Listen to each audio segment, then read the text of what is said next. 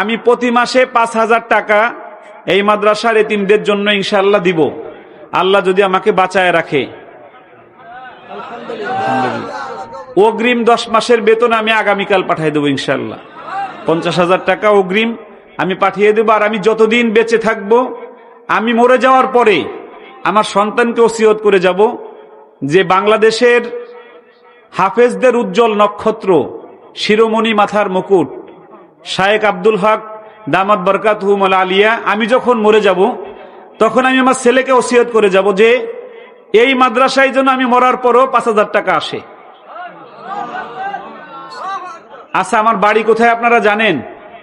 আজকের দিন আমার কাছে মনে হয় যে আমার জীবন সার্থকতার দিন আজকে। আপনারা যারা এই গ্রামে শায়েখ আল্লামা শাইখুল কুররা, শাইখুল হাদিস ওয়াল হুফাজ আব্দুল হক দামাত বরকাতুহুল আলিয়া আপনাদের গ্রামে জন্ম হয়েছে, এটা এই গ্রামের 1000 বছরের শ্রেষ্ঠ ব্যক্তির জন্ম এই গ্রামে, ঠিক না বে ঠিক? জোরে বলেন। বিগত 1000 বছর, সামনে 1000 বছরে এরকম মহান মানুষ আর জন্ম নেবে কিনা এই গ্রামে আমার জানা নাই।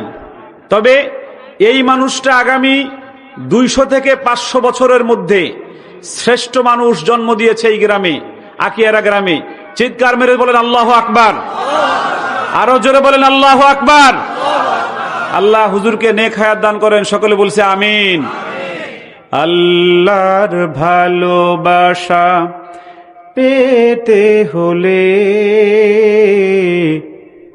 মানুষকে ভালোবাসো প্রাণটা খুলে, ঠিক না বে ঠিক? আল্লাহর ভালোবাসা পেতে হলে মানুষকে ভালোবাসো প্রাণটা খুলে, অবহেলা করো না কাউকে যেন, অবহেলা করো না কাউকে যেন,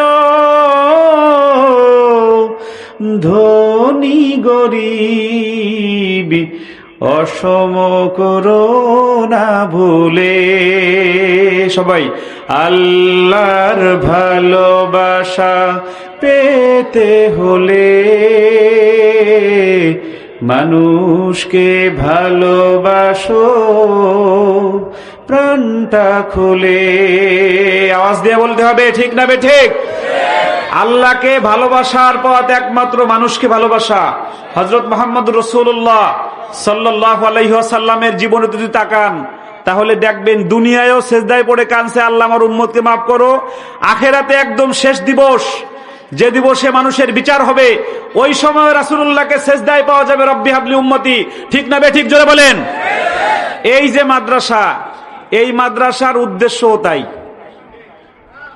মানুষকে ভালোবাসা। আওয়াজ দিয়ে বলেন, ঠিক না বে ঠিক? ধনী বা গরিব, খাটো বা লম্বা, কালো বা ধলা, যে আসুক এখানে তাকে ভালোবেসে যত্ন করে হাফেজ আলেম বানানো হয়, ঠিক না বে ঠিক? একটা ছেলে এতিম আসছে, তার টাকা নাই, তাকে কি এই মাদ্রাসা থেকে ফেরত দেয় নাকি তাকে পড়ানো হয়? এই কওমি মাদ্রাসা, সেই মাদ্রাসা তৈরি করেছে আমার বাজান